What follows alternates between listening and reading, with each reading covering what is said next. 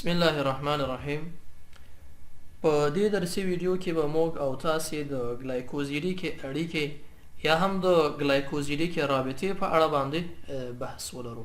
دا چې ګلایکوزیډیکې رابطه څه شی دی، څنګه رامنځته کیږي، ارزښت یې په څه شي کې دی، او کوم مرکبات د دې رابطې په پایله کې رامنځته کیږي، په هغې باندې په همدې درسي ویډیو کې تم کیږو.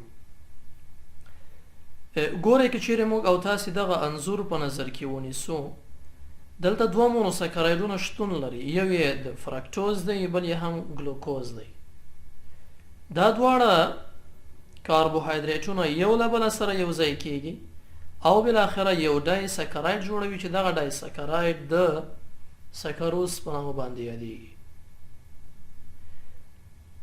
اوس دغه دواړه مونوساکرایډونه څنګه یو له بله سره یو ځای شو؟ د یوې رابطې په واسطه باندې، او دغه رابطه د ګلایکوزیډیکې رابطې په نامه باندې یادیږي. په محیط کې چې کله ګلایکوزیډیکه رابطه رامنځته کیږي، حتما یو مالیکول د اوبو هغه ازادیږي.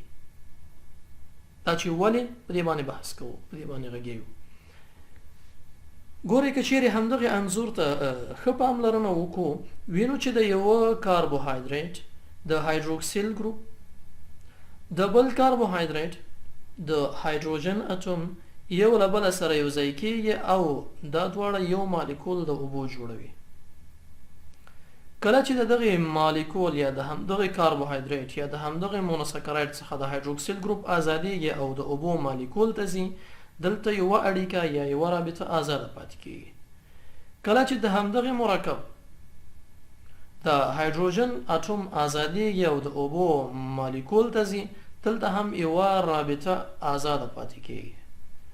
بالاخره همدغه دواړه آزادې رابطې یو له بله سره یو ځای کیږي او د ګلایکوزیډیکې رابطې د رامنځته کېدو سبب کیږي، یا همدغه رابطه موږ د ګلایکوزیډیکې رابطې په نامه باندې یادوو.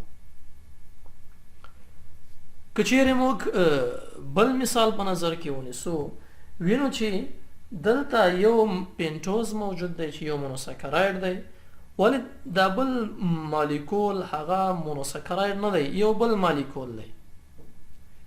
دلته هم یوه رابطه د ګلایکوزیډیکې رابطې رامنځته کیږي او بالاخره یو نوکلیوټاید رامنځته کوي د نورو پړاوونو سره. یعنی نوکلیوټاید یوازې همدا نه دی چې دوه یو اړیکې ترمنځ ده.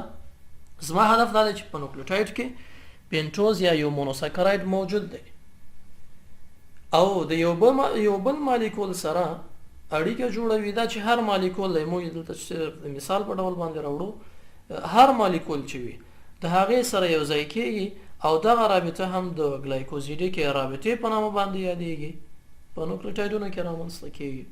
دلته هم چون یوه ګلایکوزیډیکه رابطه رامنځته شوي، یو مالیکول د اوبو باید په محیط کې آزاد شي.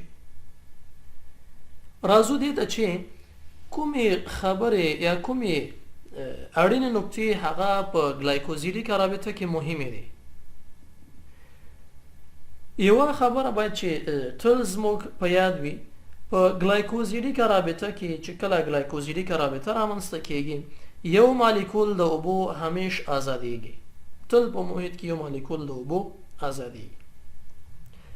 دوهم دا دی چې چون دې ته د ګلایکوزیډیکه رابطه هم وایي، لامل یې دا دی چې په ګلایکوزیډیکه رابطه کې یا به دواړه مرکبات کاربوهایدریټونه وي یا به یو مرکب کاربوهایدریټ وي. یعنی که چیرې داسې یوه اړیکه موجوده وي چې دلته هم کاربوهایدریټ نه وي، هلته هم کاربوهایدریټ نه وي، دا هیڅ وخت د ګلایکوزیډیکې رابطې په نامه باندې نه یادیږي. کیدلی شي یوه اشتراکي رابطه وي چې ګلایکوزیډیکه رابطه هم خپله یوه اشتراکي رابطه ده، ولې ګلایکوزیډیکه رابطه نه ده. درېیمه خبره باید په یاد ولرو چې کله یوه ګلایکوزیډیکه رابطه رامنځته کیږي، د کاربوهایدریټ یا د هیمي اسیټل ګروپ یا هیمي کیټل ګروپ په هغې اړیکه کې حتما مصروف دی یا یې حتما په هغې کې برخه اخیستې ده. دلته هم وینو چې د هیمي اسیټل ګروپ دلته برخه اخلي، دلته هم وینو چې د هیمي اسیټل یا هم د هیمي کیټل ګروپ برخه اخیستې ده. دا خبره باید زموږ تل په یاد وي. د کاربوهایدریټ کې چیرې دواړه مالیکولونه کاربوهایدریټ وي، نو د یو مالیکول او که چیرې یو مالیکول یوازې د کاربوهایدریت وي بل کاربوهایدریت مالیکول نه وي نو د کاربوهایدریت مالیکول یا د هیمی اسیټل ګروپ یا د هیمی کیټل ګروپ په هغې اړیکه کې مصروف دی او برخه اخلي. دا چې هیمی اسیټل ګروپ څه شی دی، هیمی کیټل ګروپ څه شی دی، دا مو په تېرو درسي ویډیوګانو کې ورباندې غږېدلی یو. تاسو کولی شئ هغه ویډیوګانې وګورئ او ورباندې پوه سئ. څلورمه خبره دا ده چې کله یوه ګلایکوزیډیکه رابطه رامنځته کیږي نو د کاربوهایدریت د هیمی اسیټل ګروپ یا د هیمی کیټل ګروپ په واسطه د بل مالیکول د هایدروکسیل ګروپ سره رامنځته کیږي. بیا تکراروم، مثلا دلته یو کاربوهایدریت دی، هغه د یو بل مالیکول سره ګلایکوزیډیکه رابطه رامنځته کوي. دا مو باید په یاد وي چې کله دغه رابطه رامنځته کیږي د هیمی اسیټل ګروپ یا د هیمی کیټل ګروپ چې کله دا رابطه رامنځته کوي د بل مالیکول سره که هغه کاربوهایدریت وي او که نه وي د هغې مالیکول د هایدروکسیل ګروپ سره یې رامنځته کوي. یعنې هلته باید هایدروکسیل ګروپ موجود وي د هغې سره، یا د الکولي ګروپ باید موجود وي، د هغې سره دا رابطه رامنځته کیږي. دا هغه مهمې نقطې دي چې باید په یاد ولرو.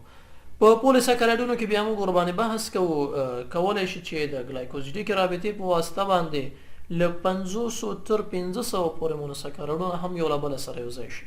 البته د دې ریفرنس ډېر قوي نه دی، ولې ځینې ریفرنسونه په دې اړه باندې داسې وایي. دا چې ګلایکوزیډیکه رابطه څه شی دی او څنګه رامنځته کېږي په دې باندې وغږېدلو، خو مهمه موضوع دا ده چې ارزښت د دغې رابطې څه شی دی، کوم مرکبات د دې رابطې په پایله کې رامنځته کېږي. د دې رابطې په پایله کې چې کوم مرکبات رامنځته کېږي هغه د ګلایکوزایډز په نامه باندې یادېږي. هغه مرکبات چې د ګلایکوزیډیکې رابطې په پایله کې رامنځته کېږي هغه د ګلایکوزایډز په نامه باندې یادېږي.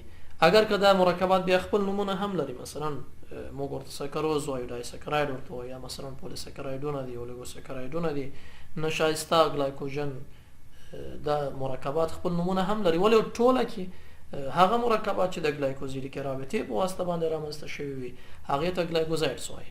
او همدارنګه که چیرې مثلا هغه په نوکلیوټایډونو کې رامنځته کېږي، په هر ځای کې رامنځته کېږي، د ګلایکوزایډز په نامه باندې یادېږي.